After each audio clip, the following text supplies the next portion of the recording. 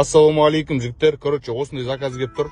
Забрать телефона с ломбарда дейді, Момышұлы 2-де 5-тен Евразияға. Короче, мошенниктер болуы мүмкін. Қазір көреміз. Біздің балдарда осындай случай болған. Короче, мошенниктер осындай заказ берген ғой. Қазір барып көреміз, толықтай видеоға түсіретін боламын. До конца көріңіздер. Короче, звондап жатыр, на ломбардқа келіп тұрық. Алло. Я ятмын. Ва-алейкум ассалам. Бауырым, және такси заказ берген мен едім. Аха. Бауыржан Момышұлы ломбардқа барады, сөйді алдында қыз тұрады. Момышұлы 2-де 5 кеп тұр, Момышұлы 2-де 5. Иә, сөйді қыз шығып тұрады. Аха. Үстінде аргентур болу керек. Аха. Соны 12.500 теңге бересің, саған кигеннен кейін берем ақшасын. 15.000 теңге қылып. Телефонның ақшасын ба, ломбардтан алып кету керек па? Иә, ломбардтан алып кетесің. Телефон ақшасын мен төлеймін ба сонда, қалтамнан? Иә, қалтаңнан төлей сал, мен саған кигеннен кейін бердім. 15.000 теңге қылып берем. Жақсы. Менде Каспий жоқ. Жақсы. Телефон ғой, Иә, телефон, Samsung. а? Қыз білетсі алдында шығып тұр ғой. Аха, ломбардтың алдында тұр. Иә, көрттім, қазір барам. Жақсы, рахмет. Короче, кеп тұрым, платный ажаны өп кетті. Өзің алып кет дейді да. Видеоға түсіріп барам, скритный видеоға. Көрек, қандай телефон, қандай адам екен.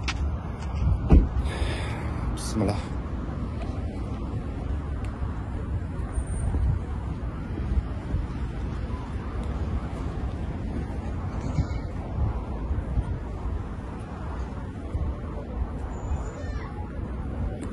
Саламат. Сіз ба? Телефон ломбардтан алып бересің деп еді? На телефон ба?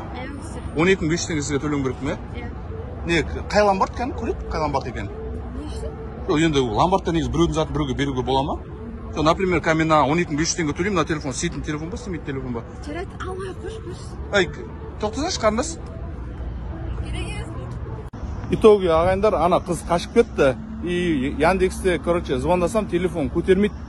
Ошын бұндай случайлар болады. Біраз адам маған жазды WhatsApp-ма, дәл осындай случай болған деп. Бұл случай негізі болып жатқан жоқ, біз соны түсіріп жатырық TikTok-қа, өзіміз ақылдасып. Осындай случайға түсіп қалмаңыздар ағайындар. Если телефон забрать с ломбарда анау мынау дейтін болса, негізі естеріңізде болсын, ломбард біреудің затын біреуге бермейді. И то өзі келген өзінде оригинал удостоверениесін сұрайды. Так что осындай мошенничестволар бар қазір, алданып қалмаңыздар. Өзіміз ақылдасып осыны түсіріп жатырық, чтоб водительдер алданып қалмасын деп. Маған TikTok-қа тіркеліп қойыңыздар, осындай полезный ақпараттар шығып тұрады. Ассалаумалейкум ағайындар.